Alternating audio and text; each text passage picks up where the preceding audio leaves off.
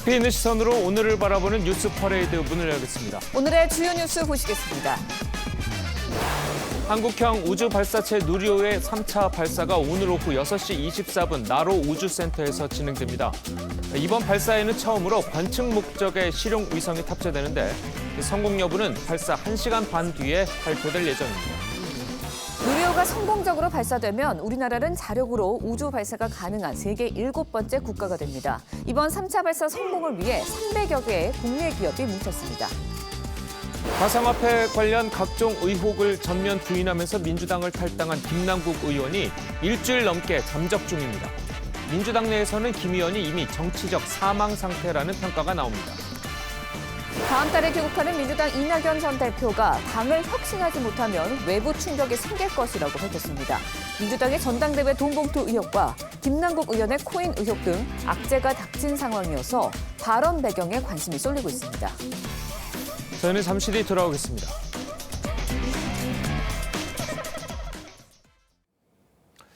우리 기술로 만든 한국형 발사체 누리호가 오늘 우주를 향해 날아오릅니다. 지난 1, 2차 시험 발사를 통해 성능 검증을 마친 누리호는 오늘 3차 발사에서는 실제로 우주에서 임무를 수행하는 8개의 실용 위성을 싣고 가는데요. 오늘 오후 6시 24분쯤에 발사될 예정입니다. 현재까지 준비 작업은 순조롭게 진행되고 있습니다. 이태희 기자가 보도합니다. 조립동의 문이 열리자 순수 우리 기술로 만든 한국형 우주 발사체 누리호가 모습을 드러냅니다. 아파트 15층 높이인 47m 길이에 무게 200톤에 달하는 누리호는 어제 오전 특수 차량에 실려 발사대에 곧게 세워졌습니다. 연료와 전원 등을 공급해줄 엄빌리컬 연결도 마쳤습니다. 누리호의 이번 임무는 위성 8기를 고도 550km 궤도에 올리는 겁니다. 지난 1, 2차 시험 발사와 달리 진짜 위성을 싣고 비행하는 건 이번이 처음입니다. 충돌을 막기 위해 20초 간격으로 위성들을 분리해야 하는 만큼 난이도가 높아진 비행이 될 것으로 보입니다. 특히 4세대 소형 위성 2호가 목표하는 궤도에 제대로 들어가느냐가 가장 중요한 목표가 되겠고요. 발사 예정 시간은 오후 6시 24분, 비행 시간은 총 18분 58초입니다. 발사대가 위치한 전남 고흥 지역은 오늘 고기압 영향으로 맑고 바람도 잔잔한 수준이라 기상 상황이 장애 요인이 되진 않을 전망입니다.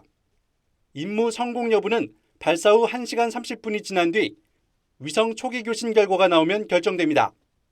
TV조선 이태희입니다. 네, 누리호가 성공적으로 발사되면 우리나라는 세계에서 7번째로 자력으로 우주 발사가 가능한 국가가 됩니다. 우리 기술로 발사체를 우주로 보내겠다는 연구진들의 약 13년 동안의 고생도 오늘 결실을 맺을지 관심이 쏠리고 있습니다. 노도일 기자의 보도입니다. 4, 3, 2, 엔진 점화. 발사체가 거대한 화염과 갱음을 뿜어내며 하늘 위로 도약합니다. 2021년 누리호 1차 시험 발사 당시 모습입니다. 발사 성공의 관건인 목표 궤도 700km에는 도달했지만 위성을 궤도에 올려놓지는 못했습니다. 엔진 3단부에서 산화제가 누출되는 것이 원인으로 지목됐습니다. 이후 연구진은 산화제 탱크 구조를 보강해 2차 시험 발사에 나섰습니다. 하지만 초속 7m 강풍에 발사가 지연되고 산화제 탱크 센서에 이상이 발견되면서 발사가 또 연기됐습니다. 결국 원래 일정보다 6일이 지나서야 2차 발사가 이루어졌습니다. 5, 4, 3, 2, 엔진 점화. 26, 누리호가 발사되었습니다. 우여곡절 끝에 성능 검증 위성이 성공적으로 궤도에 안착했습니다. 모든 과정이 정상적으로 진행되었습니다. 원하는 고도와 속도에는 정확하게 투입됐다. 이렇게 숱한 시행착오와 도전 끝에 첫 실전 발사를 앞둔 누리호.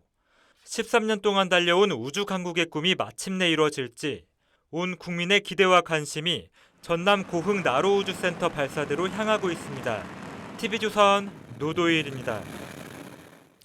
예, 보신 것처럼 사상 첫 실전 발사를 앞둔 한국형 발사체 누리호가 카운트다운에 돌입했습니다. 네, 관련 내용 이독실 과학평론가와 함께 자세히 짚어보도록 하겠습니다. 안녕하세요. 안녕하십니까. 네. 자, 오늘이 실전 발사라고 그러잖아요. 네, 근데 맞습니다. 앞서서 1, 2차 발사 때와 어떤 것이 다른 겁니까? 네, 1, 2차 발사 자체가 이제 시험 발사, 그래서 이제 정상 비행을 할 수 있는지를 판단을 하는 거였고요. 예. 이번에 이제 우리가 전부 우리 손으로 만든 누리호를 네. 만들었는데 지상에서 검증하는 거는 어떤 한계가 있습니다. 또 실제로 던져봐야 되지 않겠습니까? 예. 실제 발사를 했었던 것이 1차, 2차 발사였습니다. 그리고 그 과정에서 어떤 부분을 생각하지 못했는지 오히려 발견할 수 있었고 그때 이제 보완을 했지 않습니까? 이번에는 정말로 상업 위성을 상업적으로 활용이 가능한지를 검증하기 위해서 실용 위성을 싣고하는 제대로 된 첫 번째 비행이 되는 겁니다. 예. 네, 이번 누리호 발사 민간의 기술 이전을 시작하는 첫 발사입니다.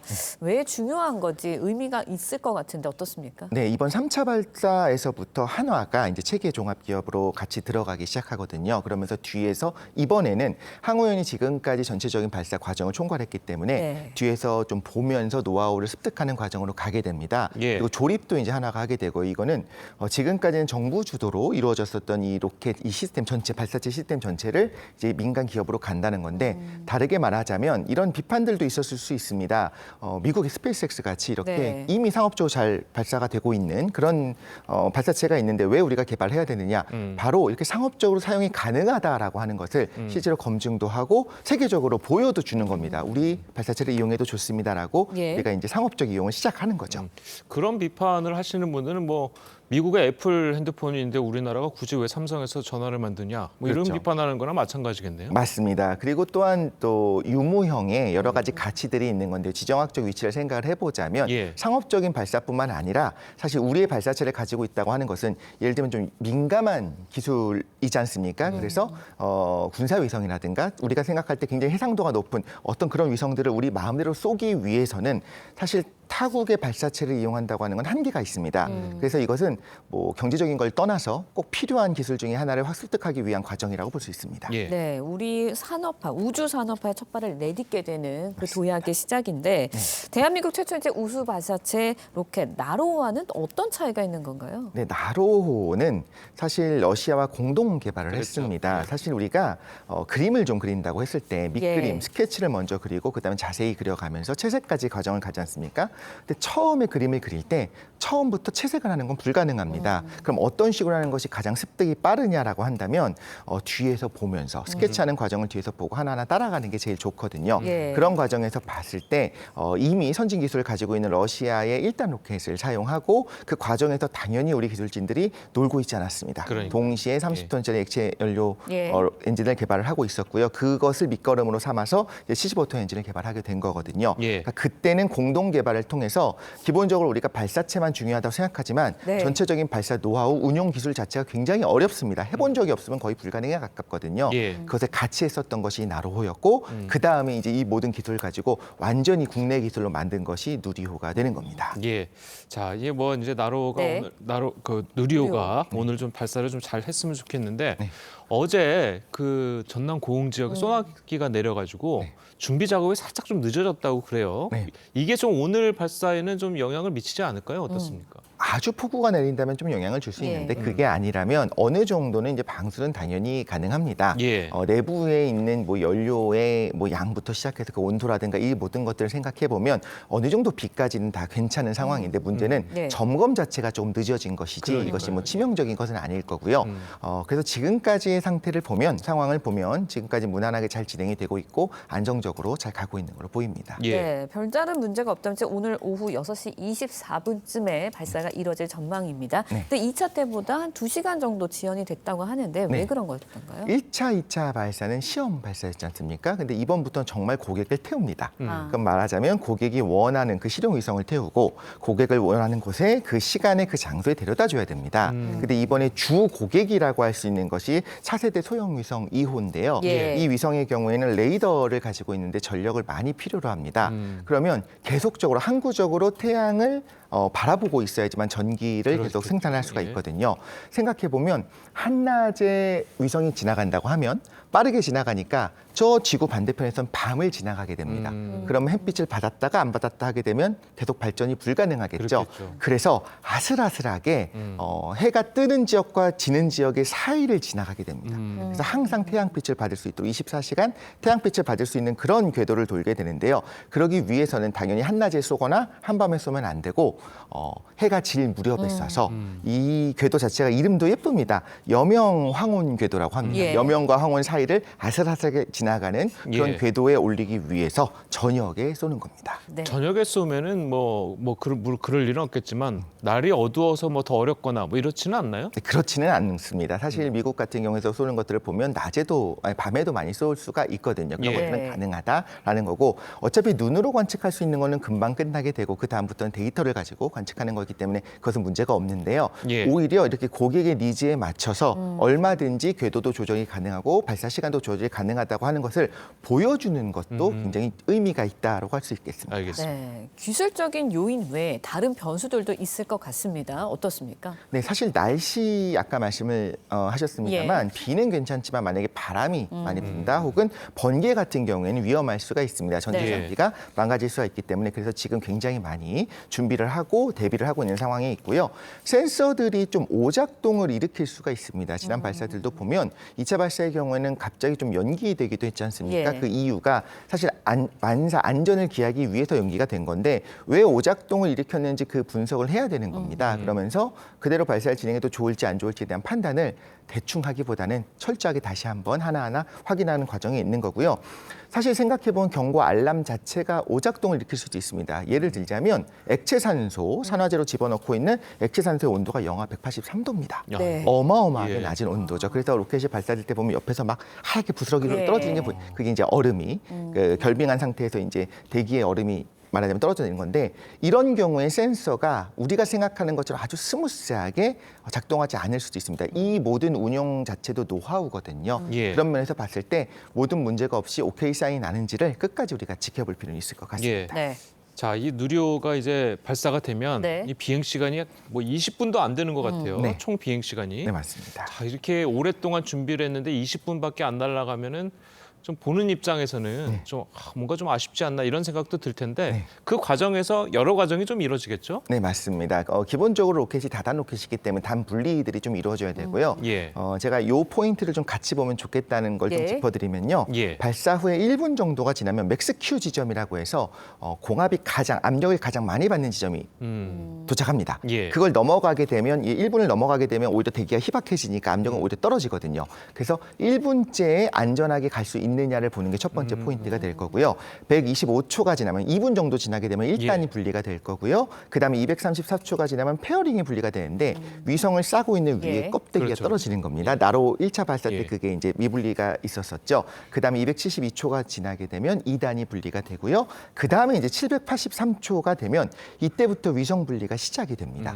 그래서 그 과정을 전부 다 보게 되고 지난 발사와 다르게 이번에는 위성이 20초마다 하나씩 분리가 돼요. 그리고 생중계가 되면서 다 확인할 수 있기 때문에 그 과정에서 사실 저도 떨리는데 그러니까요. 또 연구진들은 얼마나 또 그러니까. 떨리는 마음으로 있겠습니까? 예. 어떻게 보면 우리가 조용한 응원이 필요하지 않나라는 생각이 듭니다. 예. 네, 누리호 3차 발사가 이제 모두 성공하게 되면 우리나라는 당당한 발사체 운영 국가가 되게 됩니다. 상당한 의미가 있을 것 같아요. 네, 맞습니다. 사실 가장 제가 생각할 때 중요한 부분 중에 하나는 예산이 얼마나 많이 들어갔느냐 이런 것들을 떠나서 세계 우주 강국으로 우뚝 설 수 있는 그런 기회가 된다는 건 맞습니다. 네. 우리가 자가용이 스스로 가지고 있는 것과 항상 남의 차를 타는 것은 차이가 많이 있지 않습니까? 그래서 이번에 7번째 국가 어떤 거냐면 1톤 이상의 페이로드라고 하는 거는 이제 올릴 수 있는 그 양을 말합니다. 페이로드를 1톤 이상을 궤도에 올릴 수 있는 발사체를 지닌 국가로서는 7번째가 되는 겁니다. 1톤 이하는 사실 예를 들면 북한 경우에도 가능합니다. 근데 1톤 정도 돼야지만 제대로 된 무언가 임무 수행이 가능하다라고 보는 거거든요.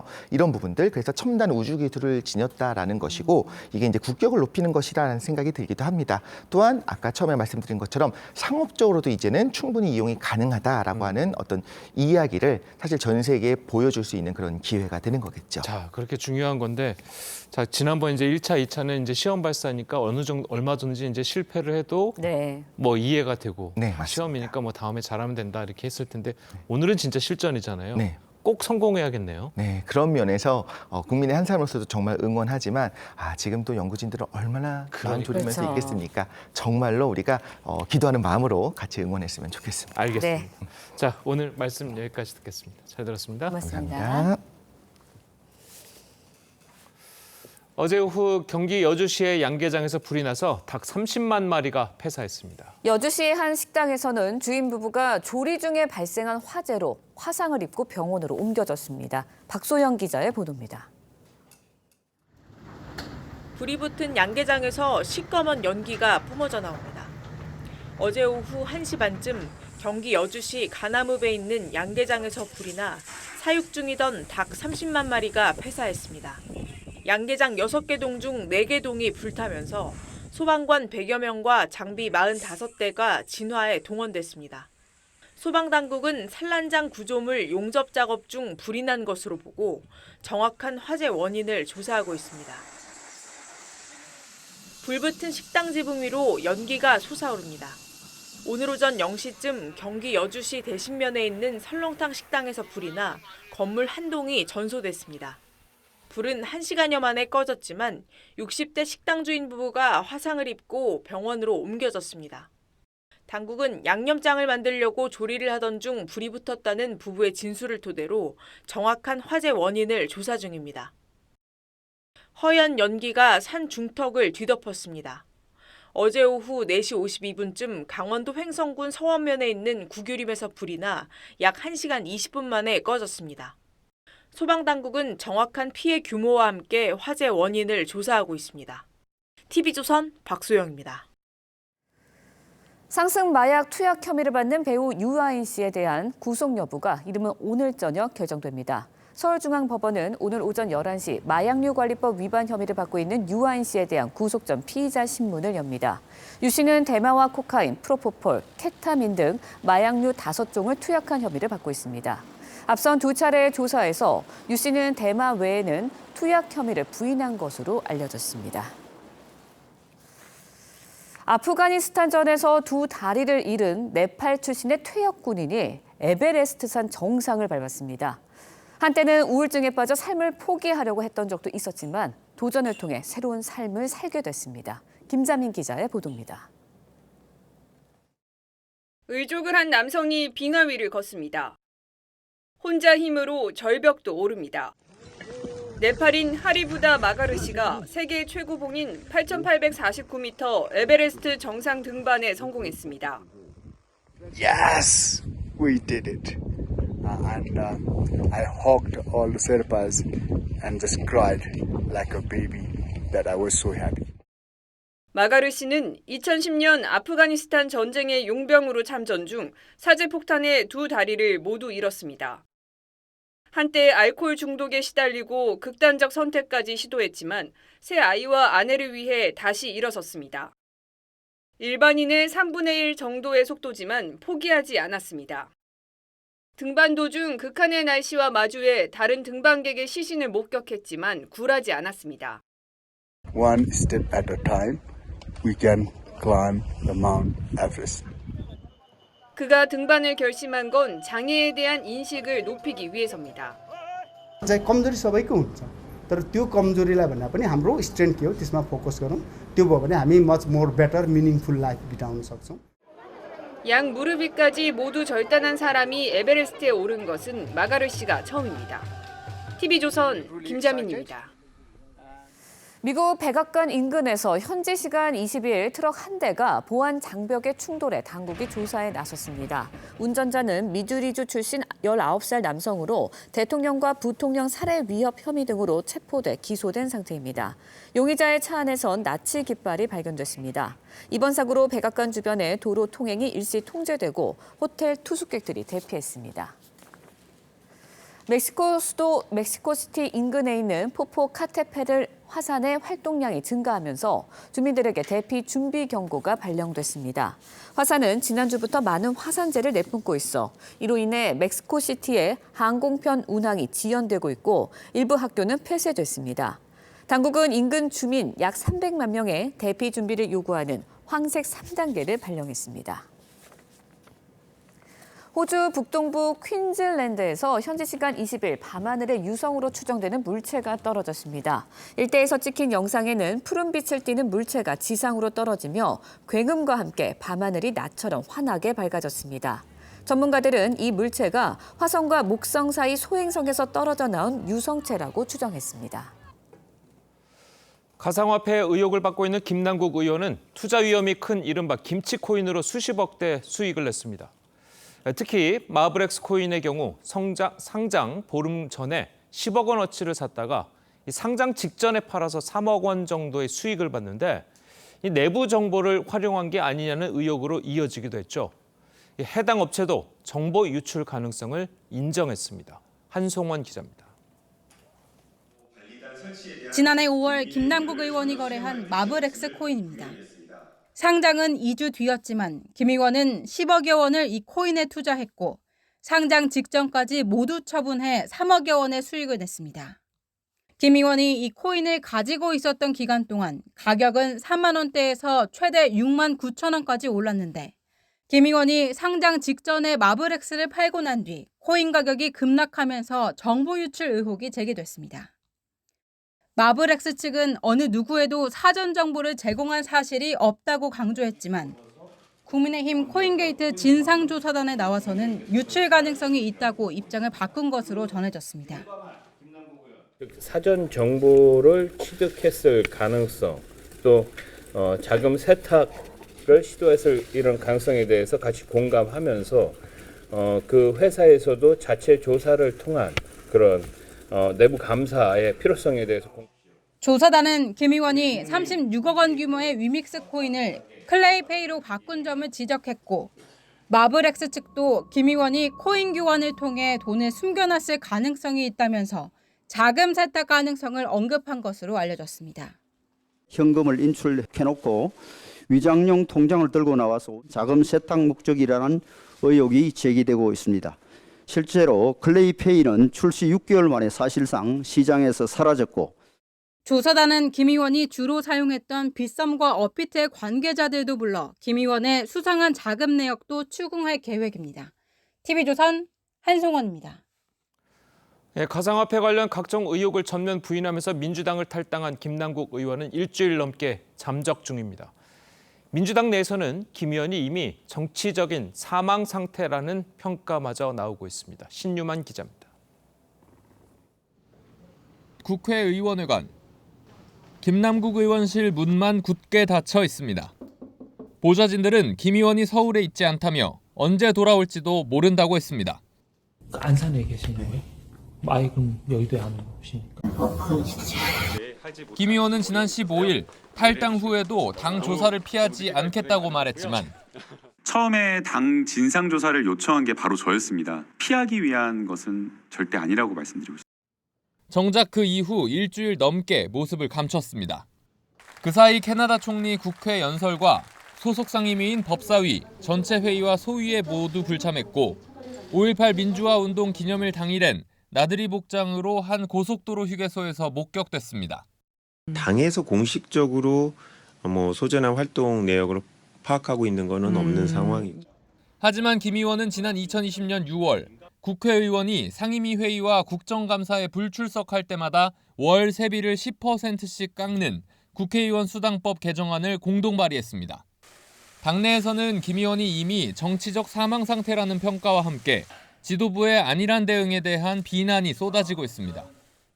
조국 김남국 그때와 비슷하다. 지도부의 대응이 그렇게 또 만든 측면들이 여당도 민주당이 김 의원 도피를 방조하고 있다면서 책임 있는 자세를 촉구했습니다. 김 의원 도주를 방조하고 도왔다고 해도 할 말이 없을 겁니다. TV조선 신유만입니다.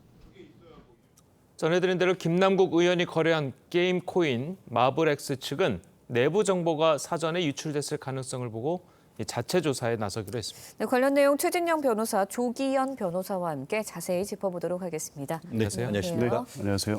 자, 김남국 의원이 이제 마블엑스라는 코인을 거래했던 시기, 또 투자 규모, 자, 이런 것들이 하나 어느 정도가 되는 건가요? 그렇습니다. 저도 깜짝 놀랐는데요. 예.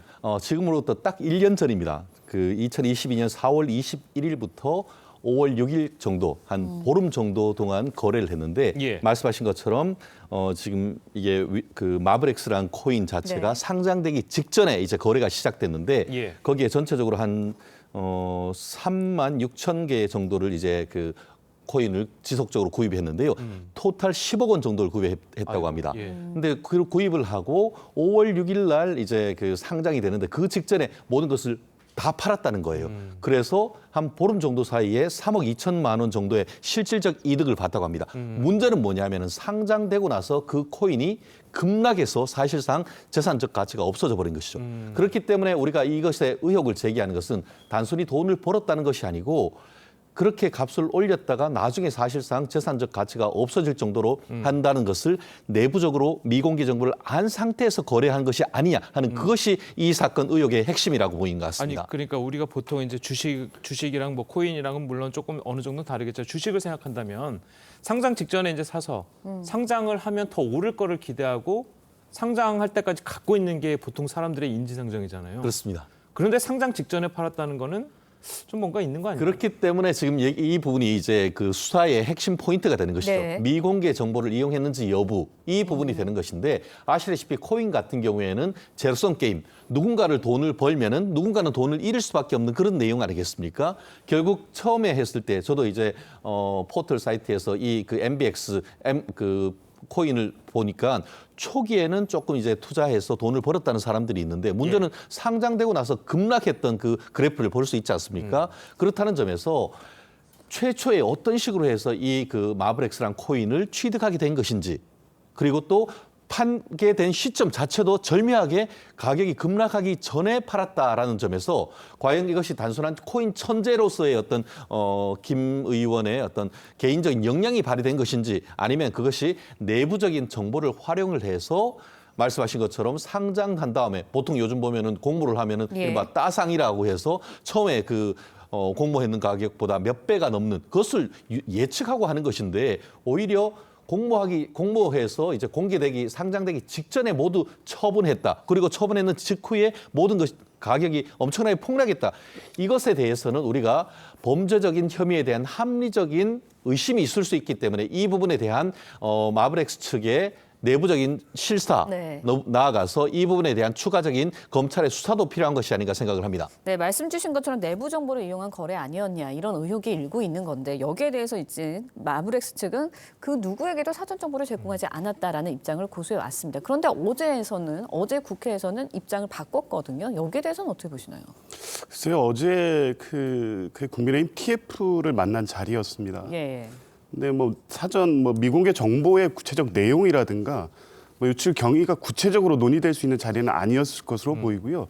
자리의 성격상 넷마블 측이나 마블엑스 측에서는 1%의 가능성이라도 있다면 그렇게 얘기 안 할 수 없는 자리였죠. 이제 그런 측면을 볼 수 있고요. 마블엑스의 그 내부 정보라는 게 이제 그 거래 시점상 이런 그런 문제를 제기할 수는 있습니다만 이미 2월 달에 넷마블의 자회사로 마블엑스를 설립한 이후에 블록체인 생태계를 재편한다고 대대적으로 홍보를 하고 있었고 관련 보도가 5월 6일 상장 때까지 계속 이어지고 있었습니다. 저는 코인은 잘은 모르겠습니다만 적어도 코인 투자를 하는 사람들은 굉장히 주목하고 있었던 코인이었고요. 이 정보를 뛰어넘는 어떤 내부 정보가 있었는지는 모르겠습니다만 적어도 시장의 흐름상 투자를 좀 알고 민감하게 어떤 시장 상황에 반응하는 투자자라면 이 투자가 미공개 정보를 이용한 불법성이 있는 투자다 이렇게 단정하기는 쉽지는 않아 보이고요. 다만 이게 이제 상장 직전에 전부 처분을 한 것이 이것 때문에 어떤 정보에 의한 것이 아니냐는 문제인데 상장 시점까지가 이제 최고점을 찍는 건 맞습니다. 그리고 실제 떨어졌고요. 근데 그 예측을 그때 마블엑스 측도 할 수 있었을까요, 과연? 상장 후에 급락할 것이란 시장 상황을 예측하기는 쉽지 않았을 것으로 보입니다. 그러면 김남국 의원이 글쎄 어떤 시세 조정까지 들어가서 급락할 것이란 예상까지 그런 내부자 정보까지 있어서 했다고 하면 실제 마블엑스까지 관여된 전체적인 어떤 시세 조정 내지는 내부자 공개 문제가 될 수는 있지만 전반적인 상황을 봤을 때 내부 어떤 미공개 정보를 통해서 시장에 개입하고 교란한 행위다라고 지금 단정하기는 어려울 것 같고요. 어제 마블렉스 측에서 얘기는 그런 가능성은 있을 수 있다. 이런 정도로 해석하는 게 맞을 것 같습니다. 알겠습니다. 자, 그래도 네. 뭐 여당에서도 그렇고 일각에서 나오는 게 그렇게 김남국 의원이 뭐 시세도 그렇고 뭐 판 시점도 그렇고 여러 가지를 봤을 때 혹시 뭐 자금 세탁에 좀 이용한 게 아니냐. 이런 이야기가 있거든요. 그렇습니다. 이 부분은 단순한 의혹을 넘어서는 부분이 아닌가 생각을 합니다. 예. 아시다시피 이 부분이 문제된 것은 이미 김남국 의원이 업비트를 통해서 위메이드의 그 위믹스 코인을 이렇게 판매하는 과정에서 자금 거래가 이상하다라는 것을 확인을 하고 이 말씀하신 것처럼 업비트가 이 금융정보 분석원 예. FIU에 신고를 했습니다. 그리고 FIU에서 내부적으로 금융 전문가들이 확인해 본 결과 정말 소액으로 여러 개를 나눠 가지고 의도적으로 이제 자금 세탁했다라고 하는 흔적이 보인다고 해서 그것을 검찰에 고발을 했는 것이죠. 그래서 고발을 했을 때의 혐의 내용이 얘기하는 것처럼 정치자금법 위반 그리고 또 범죄수익 은닉 규제법 위반인 것입니다. 그리고 나아가서 최근에 있어서 법원도 그와 같은 의혹에 대해서 압수수색 영장을 발부를 해서 지금 김남국 의원의 계좌 그리고 또 업비트나 관련되는 이 코인 관련되는 지갑 이 부분에 대해서도 압수수색 영장을 발부를 했단 말이에요. 그 압수수색 영장을 발부했는 것 혐의 자체가 말씀드린 것처럼 정치자금법 위반 그리고 또 이 네. 범죄수익 은닉법 위반 나아가서 자금 세탁 관련된 법률 위반 이 부분에 대해서도 혐의가 지금 있기 때문에 말씀대로 어떤 정상적인 거래라고 하면은 일부러 금액을 쪼개서 그 자금을 추적하기 어려울 정도로 이렇게 나눠서 그런 것을 할 이유가 네. 사실 없는 건 아니겠습니까? 왜 그런 식으로 해서 소액으로 정말 큰 거의 30억이나 넘는 돈을 그런 식으로 해서 소액으로 쪼개서 뭐 2억 5천을 인출했네 이런 얘기를 했다는 것은 본질적으로 그 돈 자체가 깨끗한 돈이 아닌가 하는 합리적 의심이 있기 때문에 지금 검찰에서도 수사를 하고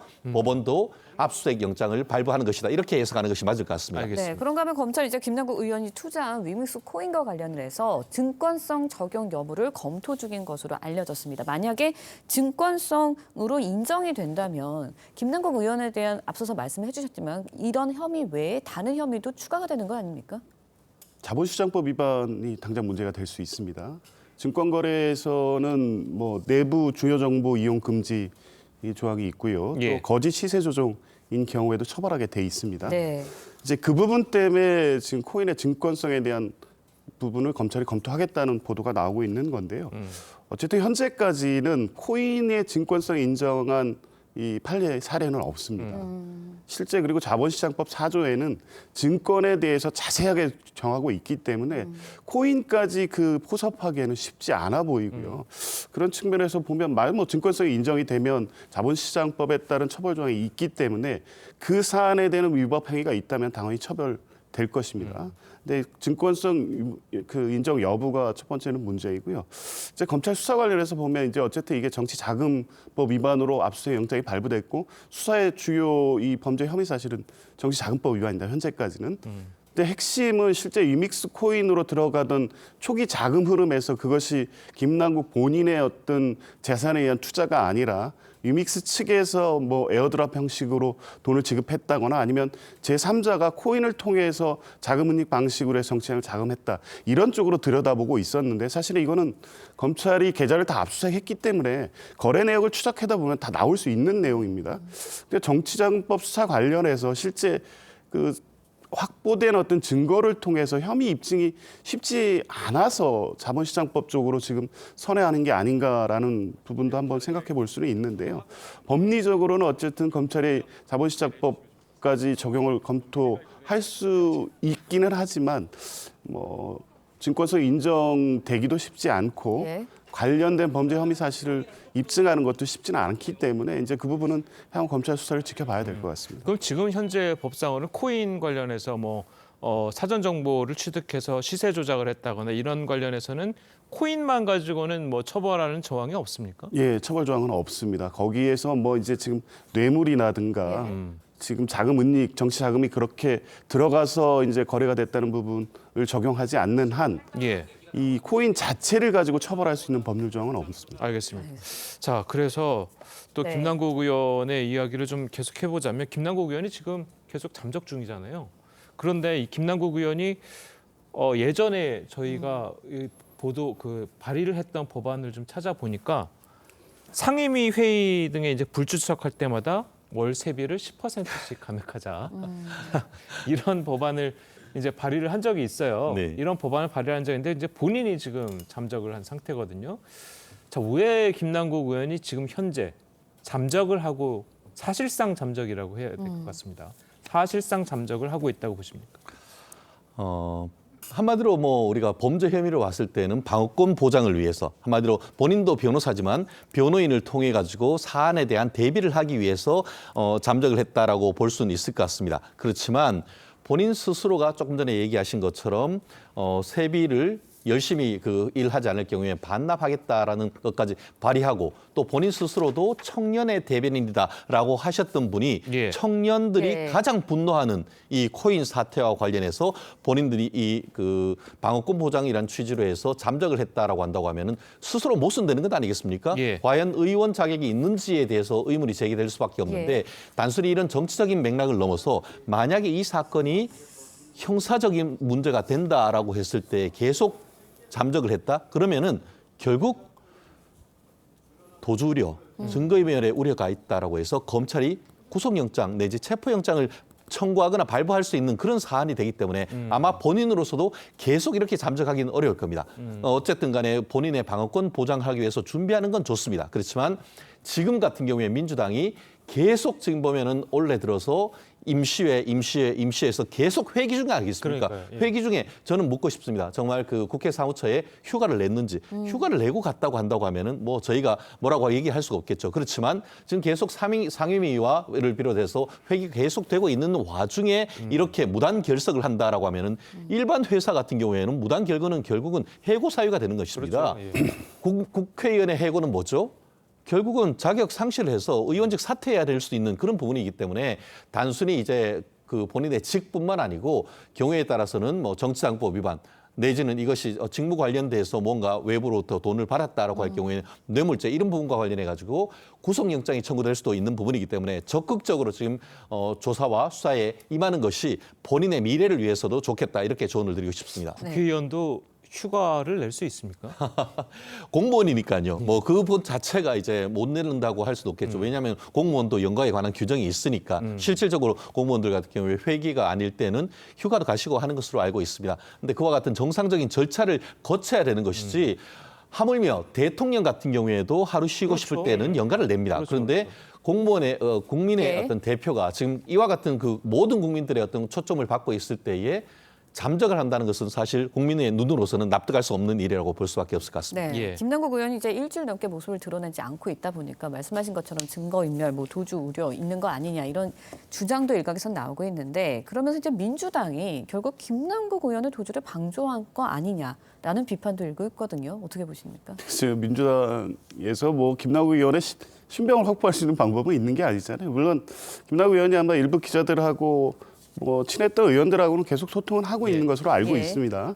다만 지금 변호사님 말씀대로 방어권 차원의 어떤 문제도 있고요. 또 최근에 이제 제기되는 여러 가지 의혹들에 대해서 당장 하나하나 해명하기도 힘든 상황이 돼버렸습니다. 그러면 결국에 수사를 통한 진상 규명을 통해서 본인의 어떤 입장을 밝히겠다는 것으로 보여지는데 지금 소위 뭐 이런 말까지 있습니다. 숨만 쉬어도 지금 비난받는 게 김남국 의원의 상황이기 때문에 이 상황을 피하기 위한 것으로 보이는데 계속 이렇게 할 수는 없다고 보고요. 지금 말씀대로 예정된 어떤 국회 공식 일정이 있었음에도 불구하고 불참하는 기간이 길어진다는 것은 스스로 국회의원을 계속 직을 수행하는 게 맞느냐는 어떤 국민적 비판을 더 가속화할 것이기 때문에요. 일정 시기가 되면 정상적인 어떤 직무를 수행하고 또 감당해야 될 비판도 있는 것이고 소명을 통해서 아닌 부분은 또 아닌 것으로 밝혀내야 될 것도 본인의 책임 아니겠습니까? 뭐 지금 당장은 이렇게 모습을 드러내기는 어렵지만 곧 나오지 않을까 싶습니다. 예, 알겠습니다. 자, 오늘 두 분 변호사님 말씀은 여기까지 듣겠습니다. 잘 들었습니다. 고맙습니다. 네, 어제 경남 봉화마을에서는 노무현 전 대통령의 14주기 추도식이 열렸습니다. 추도객 약 7천 명이 참석했고 여야 지도부가 한자리에 모였습니다. 이광희 기자의 보도입니다. 약 7천 명의 추도객이 참여한 노무현 전 대통령의 14주기 추도식은 역사는 더디다, 그러나 진보한다라는 주제로 꾸려졌습니다. 권력의 절반을 내주는 한이 있어도 꼭 정치개혁을. 노 전 대통령의 생전 일화가 언급될 때마다 환호와 눈물이 터져나왔지만 정부 여당 인사에겐 비난과 야유가 쏟아졌습니다. 특히 노무현 정부 마지막 국무총리였던 한덕수 총리가 정부 대표로 추도사를 하기 위해 연단에 오르자 비난이 쏟아졌고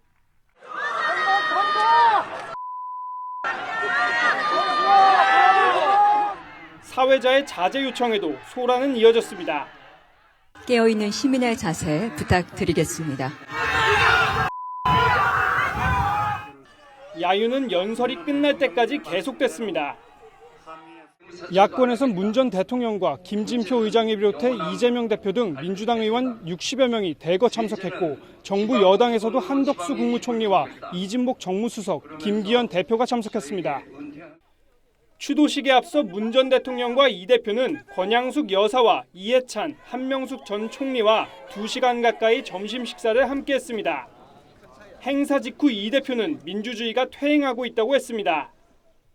우리 노무현 대통령께서 꿈꾸셨던 역사의 진보도 잠시 멈추었거나 또 과거로 일시 후퇴하는 것.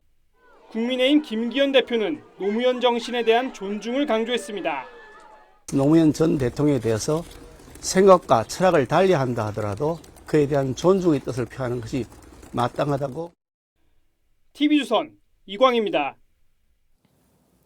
지난 대선 이후에 미국에 체류 중인 이낙연 전 민주당 대표가 귀국 전 출판 기념회에서 국내 정치권을 향해서 쓴소리를 했습니다. 자, 두 분과 함께 정치권 소식을 자세하게 짚어보도록 하겠습니다. 윤기찬 국민의힘 법률위원회 부위원장 그리고 김효은 전 민주당 선대위 대변인 나오셨습니다. 안녕하세요. 자, 먼저 지난해 6월 출국 당시에 이낙연 전 대표의 목소리부터 들어보시겠습니다. 국내의 여러 가지 문제들은 책임 있는 분들이 잘 해주실 거라 믿습니다. 강물이 직진하진 않지만 그러나 먼 방향을 포기하지도 않습니다. 휘어지고 굽이쳐도 바다로 가는 길을 스스로 찾고 끝내 바다에 이릅니다. 세상에는 존중과 사랑만 있는 것은 아닙니다. 어떤 사람은 경멸하고 증오합니다. 그것을 여러분이 존중과 사랑으로 이겨주십니다. 자, 이낙연 대표가 이제 출국한 지 1년 가까이 되어가고 있고 다음 달에 이제 귀국을 하고 있습니다. 할 예정입니다. 자, 그래서 이제 귀국 전에 출판 기념회를 했는데 거기서 한 말이 정당이 과감하게 혁신을 하고 알을 깨지 못하면 외부 충격이 생길지도 모른다. 자, 이런 이야기를 했습니다. 정당이라고 해서 뭐 민주당이라고 지칭을 하지는 않았지만 누가 봐더라도 이제 민주당을 이야기하고 있는 것 같은데 어떻게 보셨습니까? 그러니까 이낙연 전 대표의 경우에는 그간에 출국할 때와 지금 입국 시점에서 정당 상황이 많이 바뀌었죠. 예. 근데 이제 문제는 이낙연 전 대표의 혁신 방안 이것이 이제 586 민주당의 문제는 이제 586이 주류인 요 문제점 하나하고 또 팬덤 정치가 당내 민주주의를 왜곡한다 이런 부분 하나 있잖아요. 예. 여기에 대한 구체적인 해법을 좀 언급하시는 것이 오히려 저렇게 좀 난해한 말씀을 하실 게 아니고 구체적이고 실용적인 해법을 제시하는 것이 오히려 더 각광받는 길이 아닌가라는 생각이 들고 예. 또 하나는 이제 그 송영길 전 대표의 돈봉투 사건 관련해서는 간접 피해자예요. 사실 그때 경선들 관련해서 다소 불공정하다라는 문제 제기도 하셨기 때문에 그렇죠. 무효표 처리 문제와 관련해서 그래서 그런 부분을 어떻게 본인들이 다 해결할지에 대한 보관을 갖고 들어오시지 않을까. 그러니까 정당 등에 대한 문제 얘기를 하셨지만 사실은 민주당을 강력히 겨냥하시면서 뭐 비대위원장으로서의 어떤 행보가 좀 빨라지지 않을까라는 생각이 들기도 합니다. 자, 비대위원장 이야기가 나왔는데 민주당에서 비대위원 이낙연 전 대표가 다음 달에 들어오면 비대위원장직을 맡을 가능성이 있습니까? 저는 이제 이낙연 전 대표가 내가 역할을 하겠다 이런 거는 본인이 20년 이상 민주당원으로서 그리고 국무총리까지 지낸 사람으로서 현재 대한민국의 위기 상황, 특히 외교안보의 위기 상황, 그리고 민주당 내의 여러 가지 문제들에 있어서 예. 본인이 경험했고 그리고 또 이런 것들을 적극적으로 좀 역할을 하겠다. 저는 약간 넓게 좀 보면 좋겠고요. 그 안에서 그러면 그 시점에 따라서 어떤 역할을 맡느냐 이런 부분은 당 내외의 어떤 조건이 만들어졌을 때 가능한 것이라고 보고요.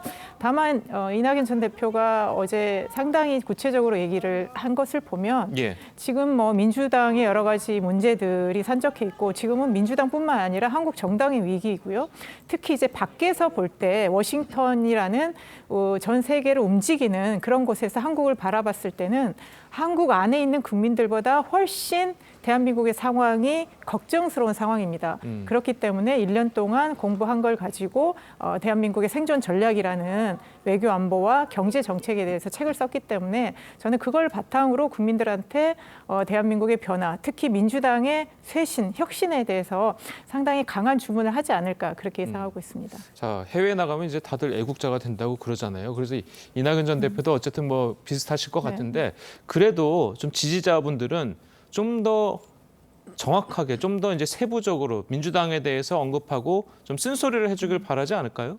그러니까 이제 이낙연 전 대표의 평소의 성장이나 화법으로 좀 보셔야 될 것 같습니다. 그러니까 너무 엄중하다, 진지하다 뭐 이렇게도 표현이 됐지만 그러면 지금 우리 한국 사회에서 정치에 너무 과격한 발언이나 이런 언어보다는 저는 이렇게 진지하면서도 국민들을 화합할 수 있는 언어를 쓰시는 게 맞는 것 같고요. 예. 그렇다고 해서 그 내용이 절대 가볍지 않다라고 생각이 들고요. 예. 지금 민주당의 쇄신의 압박이 굉장히 컸고 지난 쇄신 의총에서 혁신위를 만들겠다라고 만들어서 민주당이 혁신을 하겠다고 지금 선언을 했습니다. 그렇기 때문에 혁신의 방향이나 내용에 대해서는 좀 더 구체화돼야 될 것 같고요. 이제 이낙연 전 대표가 이제 한국에 귀국하면 또 여러분들하고 논의를 통해서 좀 더 구체적인 안을 제시할 수 있지 않을까 싶습니다. 알겠습니다. 근데 그 이낙연 대표가 본인의 원래 정치 행보는 약간 바뀌어야 돼요. 이전에 그 경선 끝나고 나서 아마 그런 말씀하신 걸로 기억이 되는데 선친께서 평당원으로 뭐 포용과 화합의 정치를 강조하셨다 이런 말씀하셨단 말이에요. 그리고 본인도 약간 그런 이미지가 있으세요. 근데 지금 당은 총선을 목전에 둔 당 입장도 그렇지만 당의 상황도 포용의 그 상황은 아니거든요. 그렇죠. 예. 혁신을 하려면 어쨌든 쳐내야 되고 갈라내야 되는데 그런 것을 어떻게 해야 될지에 대한 보관이나 결심을 하고 들어오셔야지만 민주당을 구할 수 있다 이렇게 생각을 합니다. 알겠습니다. 자, 그래서 이제 최근 민주당 내에서는 잇따른 도덕성 논란과 함께 이 강성 지지층의 과격 행동이 둘러싼 공방이 뜨겁습니다. 이 비명계에서는 이재명 대표의 엄정한 대처를 촉구하고 있는데요. 관련 이야기 들어보시겠습니다. 그러면 그냥 가라앉는 거죠. 늪에 빠지는 겁니다. 아니 생각을 해보세요.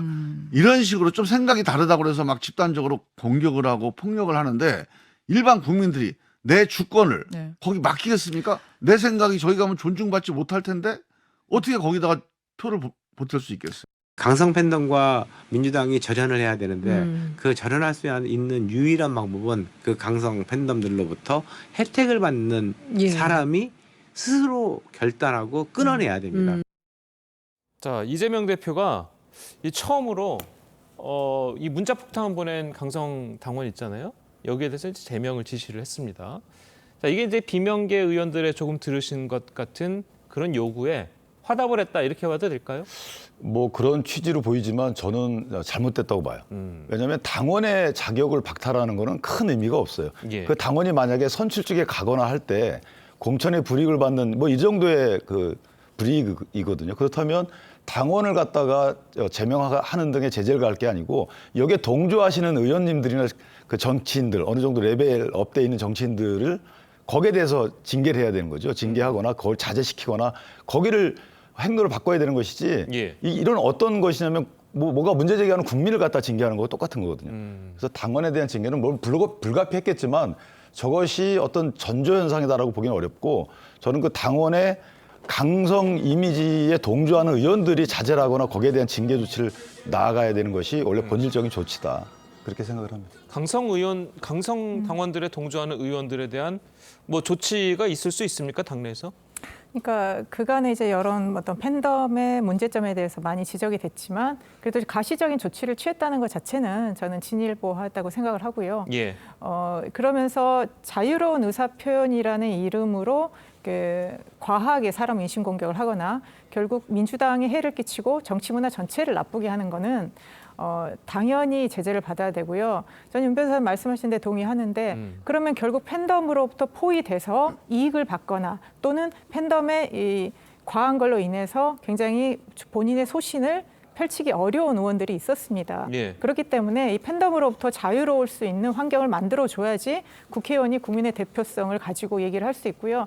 저는 뭐 일부 민주당 의원들 중에서도 비판은 당연한 거 아니냐, 뭐 국회의원의 세비에는 뭐 욕값도 있다 이렇게 말씀을 하시는데 그러니까 비판은 건전한 비판은 당을 위해서 정치 발전을 위해서 필요하지만 그 과한 것은 아무것도 도움이 되지 않기 때문에 저는 지지자들도 그렇고 의원이나 지도부들도 어느 정도의 그런 거에 대한 합의는 있어야 될 것이라고 생각합니다. 그러니까 일부 의원들이 그 강성 지지층에 동조하는 일부 의원들이 그런 행동을 옹호하는 듯한 모습을 보이니까 강성 지지층들이 본인들이 이렇게 행동을 해도 본인들을 지지해주는 의원들이 있다 이렇게 생각이 드는 거 아니겠습니까?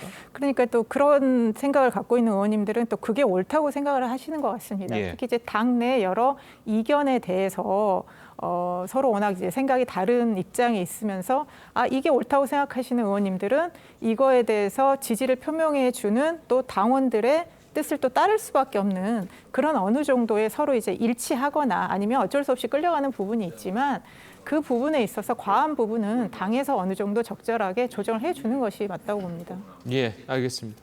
자, 어쨌든 뭐 민주당 내부 상황이 이렇게 좀 복잡합니다. 김남국 의원 사태도 그렇고 여러 가지로 이제 복잡한데 자, 이런 야당의 상황에도 불구하고 국민의힘이 반사 이익을 좀 받아야 되는데 지금 현재는 딱 부러지게 뭔가 받고 있지 못하다라는 인식들이 강하거든요.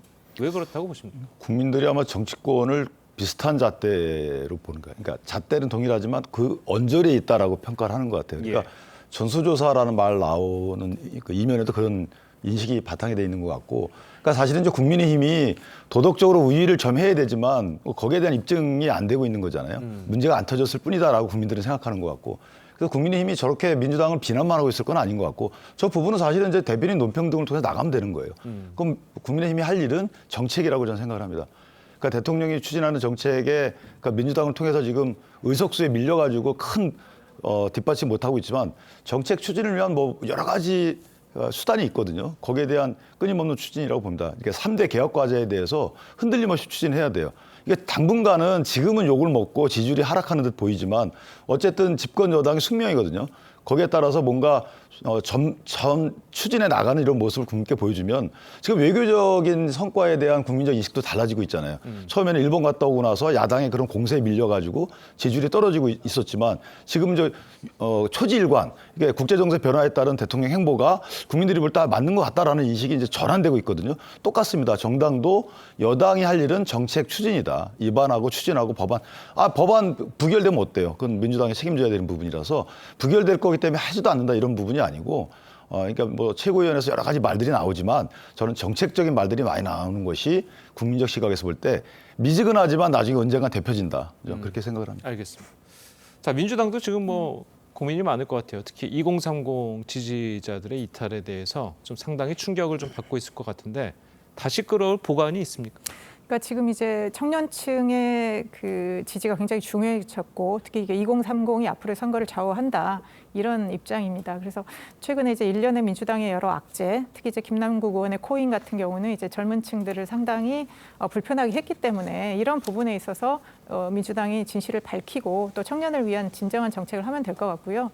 그리고 이제 저는 국민의힘이 집권 여당인데 반사 이익을 기대한다는 것 자체가 좀 모순이라고 생각합니다. 집권당 여당은요 주도를 해서 국민들의 지지를 받는 것이지 민주당의 잘못을 통해서 반사 이익을 기대한다 그런 것 자체가 정치의 발전에 도움이 안 되기 때문에 저는 국민의힘과 민주당이 서로 도와가면서 국민들의 지지를 끌어올리는 그런 긍정적인 상호작용을 했으면 좋겠습니다. 알겠습니다.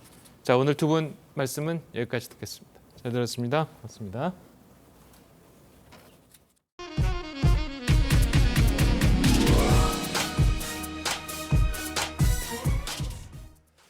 글로벌 반도체 장비 업체들이 우리나라로 몰려들고 있습니다. 최근 정부의 반도체 지원 정책에다가 세계 최고인 우리 반도체 기업과의 협력이 기대되기 때문입니다. 최윤정 기자의 보도입니다. 반도체 증착 장비 세계 1위인 네덜란드 ASM이 경기도 화성에 생산 시설을 확장합니다. 우리 돈 1,300억 원을 투자해 제2제조연구혁신센터를 새로 짓는다고 밝혔습니다. That will significantly increase our, let's say, R&D, let's say, space, and also triple our manufacturing capacity. ASM 외에도 세계 1위 반도체 장비 업체 미국 어플라이드 머티얼 리얼즈는 연구개발센터를 경기도에 설립하기로 했고, 노광 장비 세계 1위인 네덜란드의 ASML도 2,400억 원을 투자해 경기도 화성에 공장을 짓고 있습니다. 세계 4대 장비 회사인 미국 램 리서치는 지난해 경기 용인에 R&D 센터를 열었습니다. 반도체 장비 기업들의 한국 투자 확대는 삼성전자와 SK하이닉스 등 세계 최대 고객사의 요구에 보다 발빠르게 대응해 심화되고 있는 미중 패권 전쟁의 리스크를 줄이려는 전략으로 풀이됩니다. 미국이 중국을 제재를 가하다 보니 중국의 반도체 이런 발전 속도가 느려지고, 그게 이제 우리 기업들이 조금 더 앞서서 나갈 수 있는 그런 기회가 되는. 다만 G7 정상회담을 계기로 일본 정부의 전폭적인 지원에 대만의 TSMC 등 반도체 기업의 일본 투자 움직임이 가시화되고 있는 만큼 K반도체의 경쟁력을 강화하기 위해선 국내 투자에 대한 지원을 대폭 확대해야 한다는 지적입니다. TV조선 최윤정입니다. 네, 렌즈에 담긴 그 순간 그 의미를 짚어보는 시간이죠. 사진 기자가 선택한 아침의 한 장입니다. 오늘은 조선일보 사진부 이태경 기자와 함께합니다. 안녕하세요. 오늘 아침에 볼 사진 어떤 건가요? 네, 한국의 개농장에서 구조된 개들이 새로운 모습으로 카메라 앞에 섰는데요. 구출견들의 변신, 사진으로 함께 만나보겠습니다. 동물보호단체인 한국 휴메인 소사이어티 인터내셔널은 우리나라에서 개 식용 금지 운동을 앞장서고 있습니다. 이 사진은 개들은 우리나라의 개농장에서 구조된 뒤 국내에서 입양처를 찾지 못해 미국으로 입양된 개들인데요. 미국에서 활동하는 프랑스 출신 사진작가 소피 가먼드라는 작가를 만나 모델이 되었습니다. 이 사진들은 이번 주말부터 우리나라에서 전시되는데요. 사진 속 개들은 작가가 직접 만든 수제 목걸이나 스카프를 두르고 있습니다. 목에 걸린 이 장신구들은 구조된 개들에 대한 우리의 헌신과 약속을 의미한다고 합니다. 네, 식용견 하면 떠오르는 이미지가 좀 우울하고 깨끗하지 못한 모습인데 이 개들을 보니 너무 말끔하고 사랑스러운 모습이네요. 네, 그렇습니다. 이번 사진전은 개식용 농장의 철장 속에서도 소중한 생명이 있다는 사실을 알리기 위해 기획됐습니다. 구조되지 못했다면 식용으로 유명을 달리했을 개들의 진정한 아름다움을 보여주고 있는데요. 사진은 이 개들이 우리 주변의 반려견들과 크게 다르지 않음을, 이들도 똑같이 소중한 생명체임을 보여주고 있습니다. 새 보금자리에서 건강한 삶을 살고 있는 구출견들의 행복한 모습을 보니 참 흐뭇합니다. 지금까지 아침의 한 장이었습니다. 네, 오늘도 낮더위가 이어지겠습니다. 현재 서울 기온 18.9도, 대전 17.3도 등으로 어제와 비슷하거나 살짝 높게 출발하고 있는데요. 낮에는 6월 초처럼 덥겠습니다. 서울 26도, 청주, 대전 27도를 보이겠고 울산과 부산은 23도 선에 머물면서 비교적 선선하겠습니다. 전국 하늘 대체로 맑은 가운데 공기질도 양호하겠습니다. 다만 낮 동안 자외선과 오존 농도가 높게 치솟을 것으로 보여 주의하셔야겠습니다. 다가오는 금요일에는 중부지방에 비가 조금 지나겠습니다. 한편 오늘 오후 누리호 발사가 예정돼 있습니다. 나로 우주센터는 구름만 가끔 지나는 가운데 바람도 초속 1에서 4m로 강하지 않을 것으로 보여 날씨로 인한 문제는 없을 전망입니다. 날씨였습니다. 수요일 아침 뉴스 퍼레이드는 여기서 마치겠습니다. 네, 저희는 내일 아침 7시 30분에 다시 찾아뵙겠습니다. 시청해주신 여러분 고맙습니다.